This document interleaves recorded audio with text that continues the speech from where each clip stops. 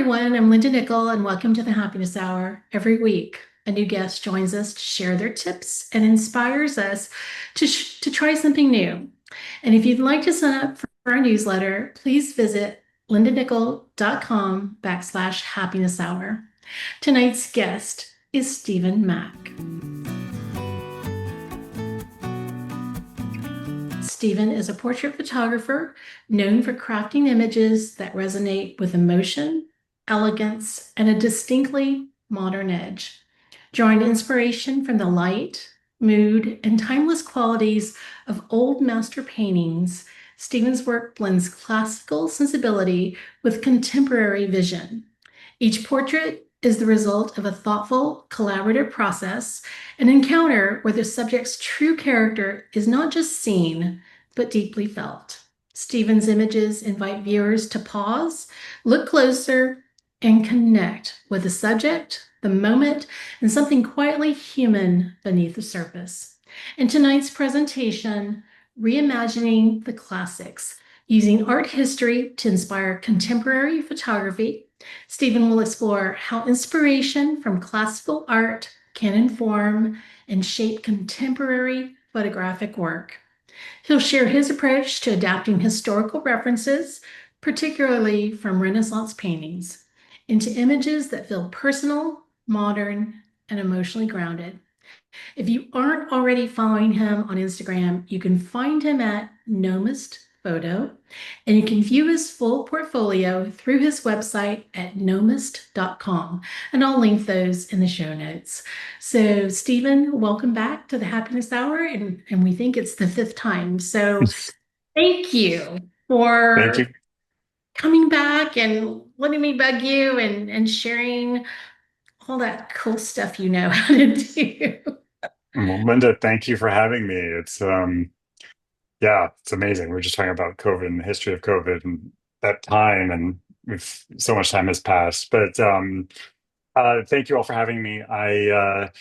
This, so the reason why I went back to look at how many times I've been on this, because I was very surprised I have not talked about this particular project. So I was like, wow, I haven't talked about this. So I went back to look at all the things I talked about in the past, and I haven't. So, um, I'm going to be focusing tonight on one client actually that I've done multiple jobs for. And this is if I could pick one type of job to do for the rest of my career, this sort of thing would be it because um, it sort of pulls everything that I like doing together into one place. It's portraiture, it's super creative, it's very technical, there's a bit of whimsy to it. And how this came about was a few years ago, a couple, my husband and I have a place in upstate New York, and we know this other couple who were engaged to be married, and they contacted me and said, we've really never had any portraits done of ourselves, and we wanted to get some nice portraits done before our wedding. I said, okay. And as I typically do, I always have a Zoom with a client before to talk about what they're looking for. And these two guys got on the call with me, and I said, well, what inspires you? What are photography that you like? And they said they liked Richard Avedon and Wes Anderson. And if you know Wes Anderson, he does the really sort of whimsical movies with the symmetry and the color, and everything's a little heightened and a little strange and um uh but very playful. And I said, well, I want to go into the Wes Anderson territory, so that's what we're going to do. So I did a site visit to their house in upstate New York, and their house is on a beautiful lake, and they have the most charming lake house. It's small, but it's so well done. So I was inspired by their home, and I was inspired by this lake. And when I was inside their house, I was also inspired by some contents in there, which we're going to get to in a second. I'm going to very quickly show you the first image from this shoot. We did two. The first is, I'm going to turn this off, and I'm going to share my screen. I'm going to get my whole screen here, so there's going to be a lot of stuff popping up now and then. Um, so the first image we did was this one, where I actually put the couple in a lake, and in some of these jackets, and basically lit this with a very large softbox or umbrella on the side. And it has this kind of very American Gothic inspired quality to it. You know, the famous painting of the husband and wife on the farm with the pitchfork. But they're in this lake. It's very surreal, and that's just the background there outside of their house. But the one that I'm really going to dive into now is this other image where I was really inspired by taxidermy that they had in their home as well. So we did this image. This is their house, this is their living room. And they had some taxi, you can't see it, but above the doorway. So that's John, who's standing in the doorway. And at the time, his fiance, Ryan, sitting down. And we decided, since they're kind of in the country, well, what if we had this woodland scene, this very whimsical woodland scene taking place in their home? And they're sort of kind of oblivious to it. It's just kind of happening around them. And Hey, go ahead. Stephen, Yes. sorry. Did you want these to be full screen? Because I can see your background screen, Oh, your yeah, that's desktop. fine. Yeah, that's fine. I don't mind. It's fine. Yeah, you can see the weather and my batteries Okay. and Okay. whatever. Yeah, it's fine because I'm gonna have so much stuff going all over the place. I just thought it'd be easier to show everything. So, but thank you for asking. I appreciate that. So I'm going to take you through this shot from beginning to end a little bit and walk you through the thought process. So, of course, I toured their house, and there is where are we here? Oh, here we go. Okay, so this was a just back out of this 1 second. So this was a an iPhone shot of their living room when I was scouting out the location. And I took this shot. I said, I think this is the place to do it. And I had this rough sketch of where I wanted Ryan and John, which you can see in the red.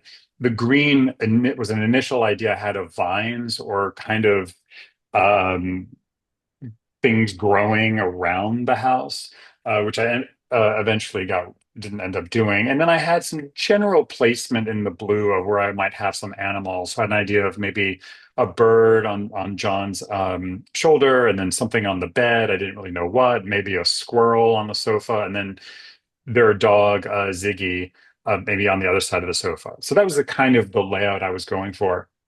And then the next thing that I did is I researched, and I found just not far away, 45 minutes away, a taxidermist that had literally 1,000 animals that you could rent. And I toured his facility, looked for different sorts of animals, and loaded them in my car and drove them up and kind of laid them out. And then one of them was so I'll take you through which taxidermy I actually used and how we did that. But this, I just had this shot of his, and this is, I should have taken more. This is just one part, but he had an entire barn full of animals doing different things like jumping and grabbing birds or just sleeping. And he rents to theater and television. Some of his animals were in The Sopranos, like in a bar. There was a bear in one of the episodes, and that was him. Anyway, very interesting. So what we did is we shot this in several images, and then I composited them together in Photoshop. So as you can see in this image, this is the taxidermy of the fox and the squirrel. And I thought it would be fun, like this squirrel was sort of running from this fox, and there's sort of this implied chaos that's about to happen as the squirrel eventually runs to the dog, who's in the next later image that is oblivious to this that's happening around him. And you can see just sort of the fun detail. I shot this with a um, Fuji GFX 100 at the time. So this is a 100 megapixel camera, and you really get some fantastic details in this taxidermy here. So it's really excited about all of that. So I lit this with, actually, you can see in the doorway, in this doorknob here. So, God, look at this resolution. That's me, by the way, in this little reflection. So on the left-hand side here, which you can see in the frame, is a 3-foot softbox just to light this part of the scene. And then behind me is a very large 6 foot umbrella just to give me some fill so I didn't have too many shadows. I could balance out the lights and the darks a bit. So I took this shot. Then I took this shot of the deer. Initially, I was going to have this wolf. This wolf was actually Ryan and John's taxidermy, but we ended up not using that because it didn't really work out. But the deer was great. And this was a deer that was resting, and I just put it on their bed. So I had a light in their bedroom pointing at the deer. And then I did this shot of John standing there. Again, I had another squirrel and then another squirrel, and wasn't sure if I was going to use these, but I put them there. And then the shot of Ryan with their dog, who's not taxidermy, who's real, in the frame as well. And then composited them all together. The bird is, I asked, as I was figuring this out, I actually realized, oh, I should have gotten a bird. I didn't get a bird. So I asked John, like, John, what's your favorite bird? And he loves blue jays. So I found this is just stock imagery of a blue jay that I found, which I composited in there. So this was the only piece that I did not photograph in this, but I did a bunch of stuff in Photoshop to get the lighting, the shading just right. And I, painted in the shadow so it looked like it was actually on his shoulder. It was really, really a fun shoot, and they loved it. And they actually printed these out for their wedding, and they had their guests sort of write on them as like graffiti or notes to them as wishes. And I should also mention that Ryan is wearing a blue sort of traditional Indian outfit because his sister got married in India, so he wanted to wear that for this as sort of a memento of that occasion. So that happened back in 2023. And then last summer, they approached me and said they wanted to do these photos every couple of years to sort of mark times in their lives. And before I move on, actually, if there's any questions about this, because I'll move on to the next section. Linda, is there anything? No, not yet. Just Okay. some cool. And I will spare you the Photoshop of all of this. You can sort of see to the right-hand side. If we have time, I am happy to go through layer by layer what does what and how things came together. Um, so I'm going to hop on to the next one. So they came back to me and they said, well, we'd like to do another shoot. And I thought, maybe you could photograph us in a grocery store, like with food, doing something. I was like, okay, well, maybe. So let's think about it a little bit more. So uh, we continued the conversation, and I thought, well, what if we reproduce some form of classical art? And Ryan, who's a background in architecture, was really into that idea. And so he drafted this email and sent me some, maybe we could collage some images together or do some sort of forced perspective. And I scrolled through his email and I looked at this. I said, yeah, this is all pretty interesting. And then I was really drawn to this Renaissance image here. And this is called the Mérode tapestry, or the Mérode triptych, sorry. And it is a biblical scene, sort of. These patrons visiting the Virgin Mary or coming to pay respects to the Virgin Mary. Virgin Mary is being visited by the angel Gabriel about her upcoming birth of Christ. And then on the far right is Joseph in the wood shop. And I can't remember the full details, but all of these different elements mean something, which is very common in this sort of Renaissance triptych. So this was where we ended up wanting to go. And John is a real estate agent, and he was going to be selling a house or he had a house on the market upstate. It was a beautiful Dutch style farmhouse. It was absolutely gorgeous. And I toured that and I thought, wow, this would be a great place to do this shoot. And so maybe we could put you guys in here, and that the triptych would be 3 phases of their day. So morning, midday, and evening would be the 3 panels taking place in this house. So John is in real estate, and Ryan, at the time of the shoot, I think he still is, it was in law school. And Ryan was constantly working. He was always studying, basically morning and midday, and almost sometimes into the evening. So I'm going to jump and show you that final photo and show you how these two connect. Uh, so this was the final photo of Ryan and John in this triptych. So on the left, we've got the morning and the light's a bit warmer. And we've got, John making coffee and Ryan reading his books. And then we transition to midday where Ryan is still studying. You see the books all on the table, and John is on the phone doing a real estate deal. And one of the fun things about this that we added is he's actually holding the brochure of the house that we did the shoot in. And then up here at the top is their dog, Ziggy, who the owner of this house didn't want the dog in the house during the shoot. So we did this little sort of Dutch Renaissance portrait of Ziggy. I'm going to talk a little bit about this later on as I dive into more detail. And then on the right here, we have their evening, which is like a time of reconnecting. And then, maybe they went out to a party or something, or coming home and are kind of laughing and enjoying each other's company. Where during the first part of the days, they may not be. I love this shoot. I'm someone who really loves working with a client. I find it very inspiring, and just really proud with how this came out. And I'm going to dive into a little bit more detail on this one and go through the Photoshop a little bit and some of the things that we did to get this. So I'm going to pause here just for a moment before I do that to see if there's any uh, questions or comments or anything that anybody wants to know. No questions. Just, Okay. I just said, I love reading comments into this. So it's her so much creativity in each image, and God, you nailed that, Donna. Um, these are fun. This is just Yeah, I think it's fun. like, you're going to see here because there's some really interesting new techniques. There's actually some chat GPT in this image, which I'll explain in a moment. But thank you everybody for that. So I'm going to dive in a little bit more and show you Oh, what we did here. Yeah, go ahead. Sorry. let me slip in one more, Sure.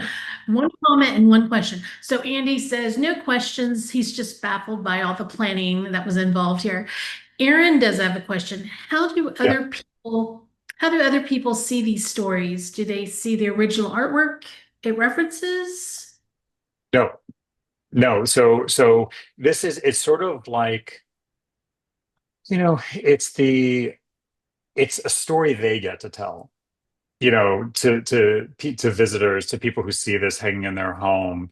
And I love when there's a deeper thought and context and inspiration that's not necessarily told. It's just like a deeper meaning. Like I said in that original triptych, there's deeper meanings there in art history, and Mhm. historians know what that is and can offer that, but it's not something that the viewer necessarily would know. And that applies here. Like, you don't know that this house, that this brochure is the house we shot in, but it's a great story, and you don't know that that's their dog, and you don't know that, these are his actual law books and this is his notepad and he drinks a lot of coffee and that's why we had all the coffee cups there. And these are it's just like, it's, I just love that deeper meaning, and it doesn't have to necessarily be uh,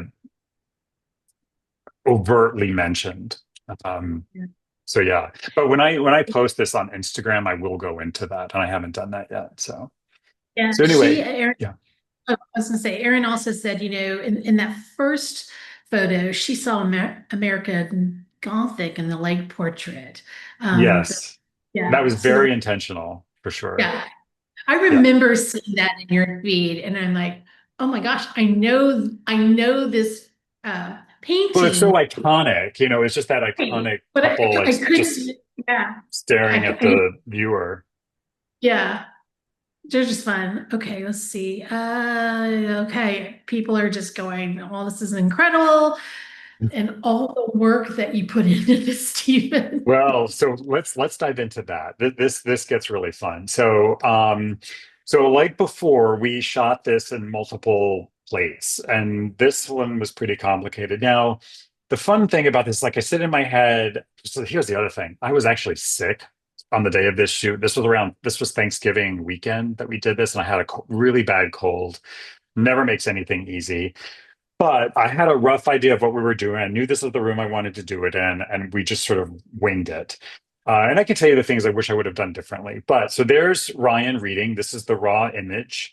Um, you can see some of the things that changed. Obviously, I got rid of the thermostat. We changed the picture, which I think this is just like a bird or something. And the room on the left, we did use pretty much as is. I lit it separately, but the room on the right didn't even exist. There was a door, but it was like a hallway. So we had to shoot a different room and composite that in.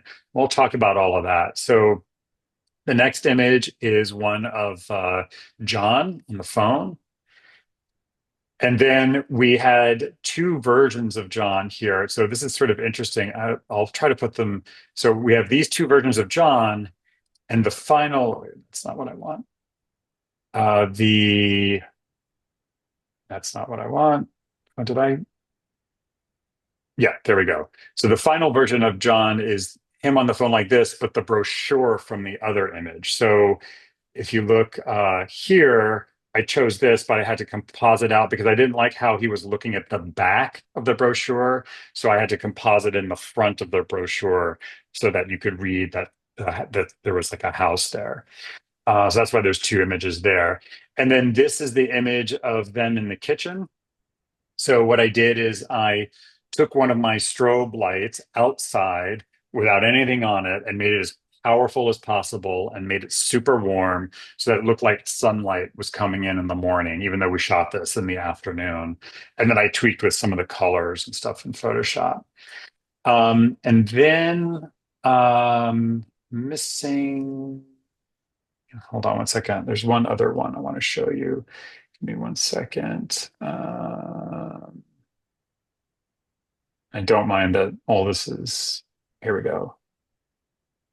Working files. There's one other section. Oh, here it is. Okay. So one second. Okay. So yeah, here's the final one. So this was a totally different room of the house, like completely. And so I placed them there, hoped for the best, lined up the shot. I think it's a pretty interesting shot on its own anyway, and took this photo and then prayed that all this would fit together. So now I'll take you back to the main image to see that. So I'm going to start going through the layers a little bit. Hold on one second. Take you through the process. So I'm going to turn this up. Okay, so the base background, I started with John, and I'm going to just slowly turn things on, and then you can see here as I slowly uh, corrected the door on the right-hand side. So one of the problems was the house was very old and the doors actually didn't match. One door was wide and tall on the left, the other one was narrow and shorter. So I rebuilt the door on the right, brought it out, shifted the picture frame over so that it was centered. I got rid of the bird, put in this was an initial image I thought of doing here of Ziggy, but that was just like a generic dog. It wasn't actually Ziggy, so we didn't go that way. And then I put in this final image of Ziggy and then brighten that up a bit there. So let me pause here for a second. I had basically finished the photo and I went back to John and Ryan. I said, I'd love to find a way to get your dog in here. What do you think of him in the picture frame? And they loved the idea. And they sent me this Google Doc of images of their dog. And I said, oh, what if we did one of these photos of Ziggy, but in the style of this painting? And then, oh, here's another one. And what if we did in the style of this painting? We put it in the frame. These sort of like portraits in this like Renaissance style. And this all is great and everything. But I was like, wow, that's I don't know how I'm going to do that.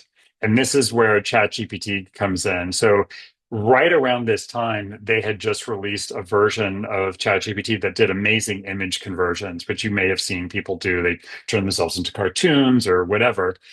And I uploaded this picture of Ziggy, and I used the prompt and said, can you turn this image into a Dutch Renaissance style painting and remove distracting items like the leash and the background? So it took that image of him and turned it into this, which I was then able to crop and to insert into the picture frame, which I just think is like really fun. So move this out of the way. So that's how we did. It's my one use or one of my ChatGPT uses on this. There was one other AI thing that I did, which I can talk about later. So back to the picture, I'll keep going up the stack here. And then if we go to, oh, sorry, this turned all this on. Okay. So let's turn this off. Second. Okay. So just continuing to fix John a bit and a lot of surgical work and pulling different parts of his body and his hand. And I'm not going to get too into that. You can see here, I lightened the front of the brochure so it became a little stronger. It wasn't so faded. Um, if you look at the very top of the image, where the chandelier is, notice there are missing candlesticks in the chandelier. So this is another place where I used some AI, but this was Photoshop's generative fill. So what I did is I just selected this area of the chandelier and I typed in candlestick, and it generated some candlesticks for me, which I then could composite in. Um, this is just playing with some lighting. This is just minimizing the light on the side, on the left-hand side, so it's not so bright. You can see that kind of going off and on. I enhanced the color of the blue credenza because I really wanted to also enhance the red, white, and blue. I thought the kind of Americana colors were nice. And what did I do here? Oh, this was just to brighten his face a little bit. I just kind of brightened John's face so it wasn't so dark. Let's pull this back out. And then increase the saturation of his face. And then this is the morning panel on the left. Sorry, the zoom, let's move this. Okay, there we go. So the morning panel, I can take you all through that a little bit. This one was pretty easy. So you've got basically just them photographed with the coffee, and then I removed those books on the floor by Ryan. They were just a little distracting, so I got rid of those. And then to evening, this was me compositing in the evening side. I had Photoshop generate through their AI fire for the fireplace.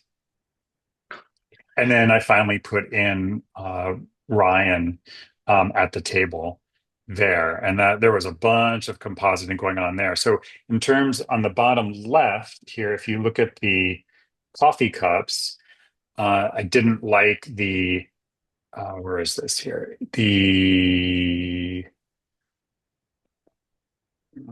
Are we? Yeah, the coffee cups had all these logos and stuff on them. So again, using Photoshop's AI feature, I highlighted this and I just said coffee mugs, and it just replaced them with these without anything on them. Just super cool. I got to tell you, this stuff would take me forever in the past, but now I can do it pretty quickly. So I don't use it, for everything. I'm not generating entire images with it, but for little bits and pieces, that's like, well, I could do that, but it's going to take me 2 hours or whatever. I do use the AI. And then just some general retouching on them both, some color just to brighten things up. And then I added some nice glows and some final processing to kind of bring everything together. And yeah, that's the project. And they were super, super happy. Had a bit of discussion on where to crop it, which is kind of fun. I know everyone on this call deals with cropping and where to crop an image.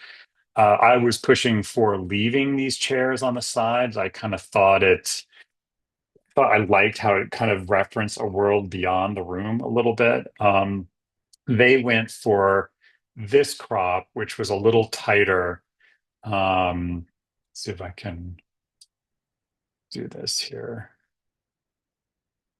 It's a bit of a tighter crop, I think, is what they went with.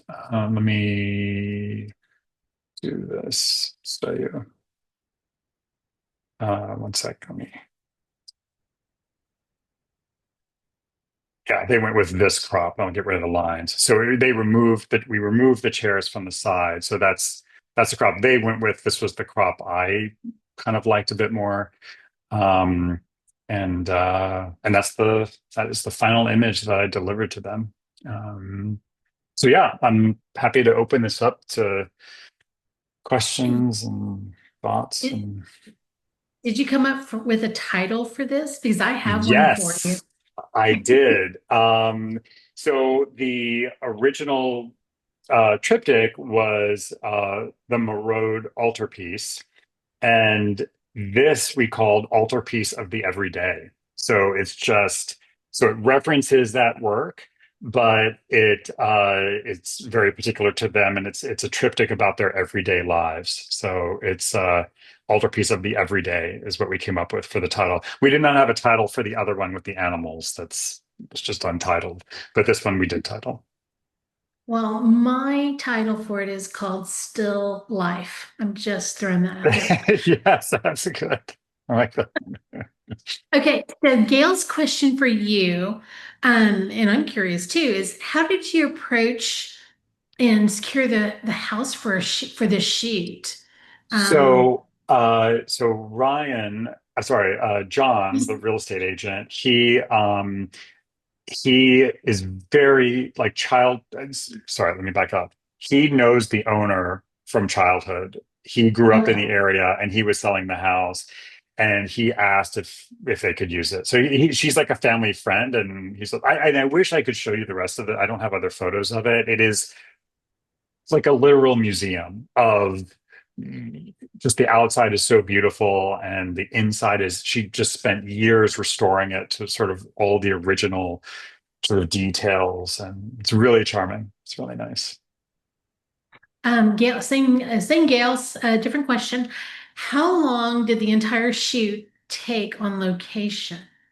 Good question. Shockingly, it probably took a couple, maybe 2 to 3 hours or so. I was working really fast and really winging it. I mean, there's lots of images that you're not seeing here that we tried in terms of where Ryan was sitting. So some happy accidents that happened. One of the things I didn't realize until I came back to composite it was that Ryan and John were always in the same relationship to each other.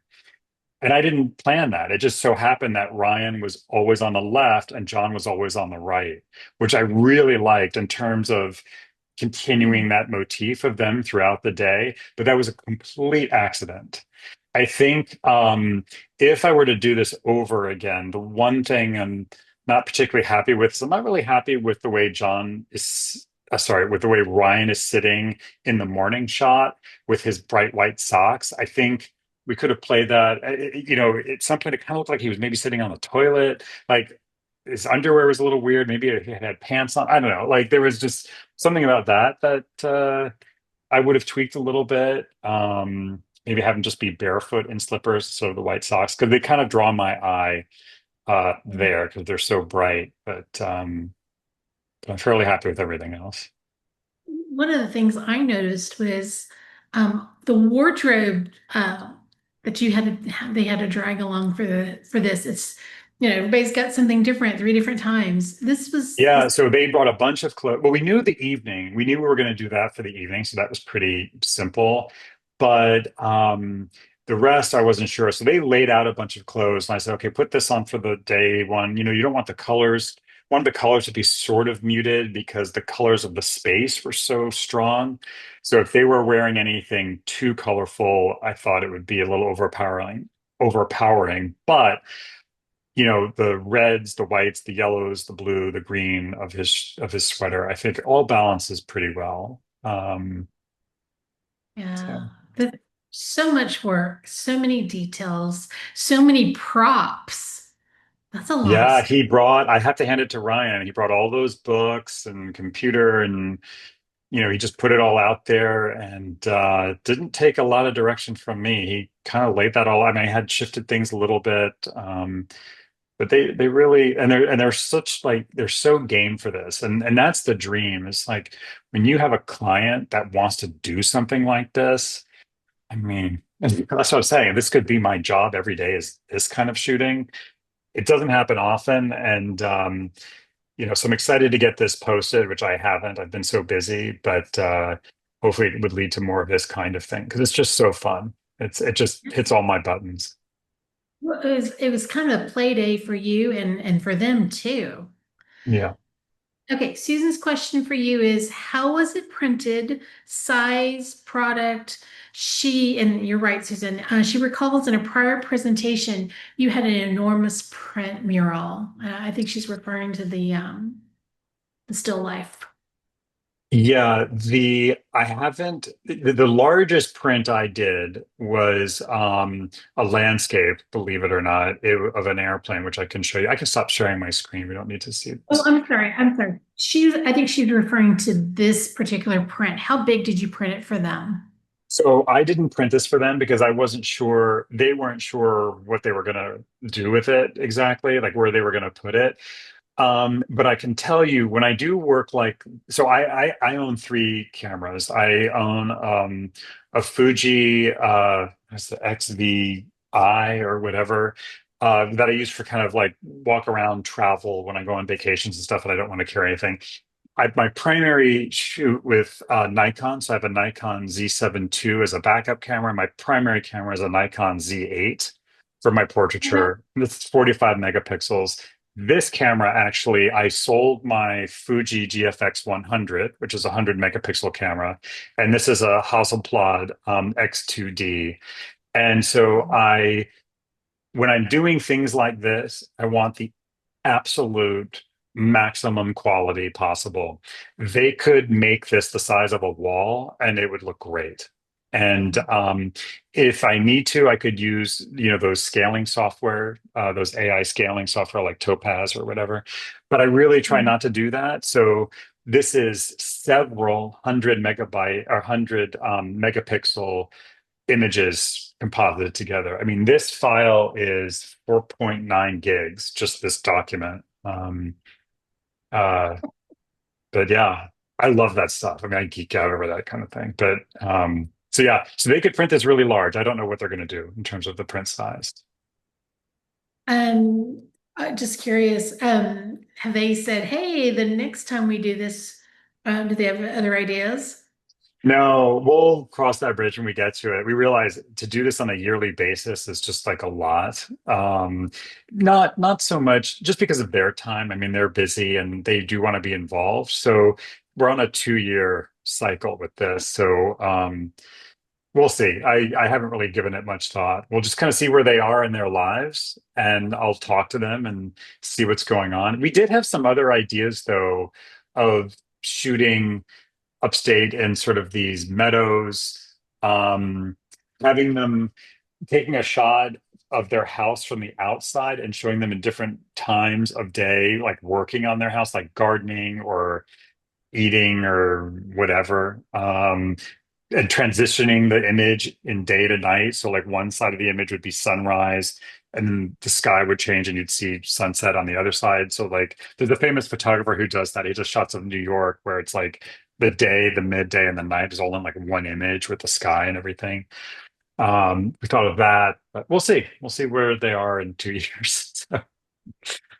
Okay. Gail slipped a question in here. So, Is there any natural light used, or is this all studio lighting? great question. This is actually I think that no, there is natural light. I use natural light for this. So if we go to this image, this is pretty much natural light, I think. I don't think I had a if I did have a I did have a actually I did have a strobe to my left, but it wasn't on very bright. Actually, you can see it in the light in the chandelier up above. So this is Mm. kind of a combo. So that's me taking the photo. Behind me is another one of that fill, so I can kind of fill in the shadows. And I did have a softbox on the left, but I didn't have it super bright, just to kind of balance things out a little bit. But there is some natural light coming in through this through there is a window right on the left, which you can't see. Let me go back to the question was, how did you secure the house? So in this case, they knew them. Have you ever been in a situation where you needed to secure a Yeah. yeah. There is. How, So when I shot, that can be really tricky sometimes. I When I did the group Chanticleer in San Francisco, I was going to do a shot of them. Let me show you something real quick. Let me just see here. Um, uh, I think it's on here. This is. I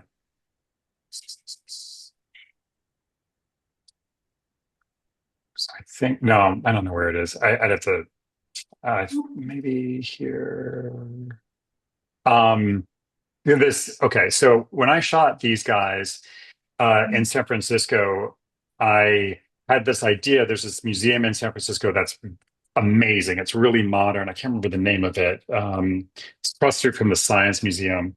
They and I called them to get can I come? Can I do this? Whatever. I never heard back. And I said, you know what? We're just going to show up and see what happens. I'm going to be outside. I'm on their property, but it's a public space and maybe they won't care. Well, most places, the moment you put a tripod down, like that's when you can't do anything. But if you're holding stuff, it's okay.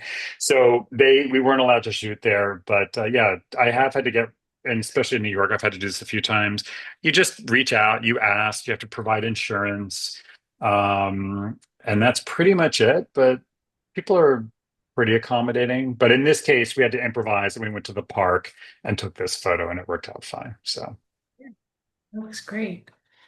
Okay, I'm not seeing any other questions. okay. I have to laugh. Andy and Famiko are nature and wildlife photographers. And it's true, Andy. He says this type of photography makes nature and wildlife photography seem laughably easy because it's not, but compared to what you're doing, Stephen, this looks so complex. So, but you always make it sound easy and you make it sound interesting and um, you still haven't inspired me to look for people to photograph. So you're No, listen, if I can go out and do landscapes, which it will be my next presentation, I think. right. Yeah, just try it. It's not bad. People don't bite. Yeah, they do. Now, no, it wouldn't be them. It would be me biting them like, look at me, smile. I'm just, yeah, I don't have the patience. Yeah. I'd rather, photograph birds that are indifferent to me. Oh, okay. Debbie slipped in. How much time did it take in editing to get to the final image? Good question. Why did I ask that? Yeah, it is a good question. I did it over time, and I always hit myself because I wish I screen recorded that, and I never do. I just like don't think about it, and then after the fact, like, oh, I wish I had done like a time lapse or whatever. I think it took, I don't know, a couple days or something. It's hard to know. I did it sort of over time. I did a bit and then I tweaked it and then I step away from it and then I come back and like, well, do I like this? I don't know, a couple of days. There's a lot of Cool. masking involved, a lot of like going around and making sure all the images blurred. One of the issues that comes up, which you all can relate to this too sometimes, I think, everything's shot at a different focal length. So you have to be really careful that, you know, let's say the table is in super sharp focus, but then in another shot, it's totally out of focus. So you have to blur, you have to make sure your composites all work because kind of everything needs to be, you don't want any of that kind of stuff. Like I'll show you, well, I won't share my screen again, but you just have to worry about that. So the compositing really took a lot of time, like cutting out everything and making sure it all blended and checking Well, one of the myself. Yeah, the thing that always stands out to me about your work is your eye for detail and just the fact that, um, you saw the logos on the coffee cups. Those are just those little touches that just makes a huge difference. I wouldn't have even noticed them. That's Well, kind of a, well, thank you. But I think in all of our work, it's important we take a look like what's distracting. It's you're I think you're always looking at your work with hopefully with those eyes of is the viewer focused on the things that I want them to focus on? What's distracting? What can I in editing tone this down and either through dodge and burning or vignetting or whatever.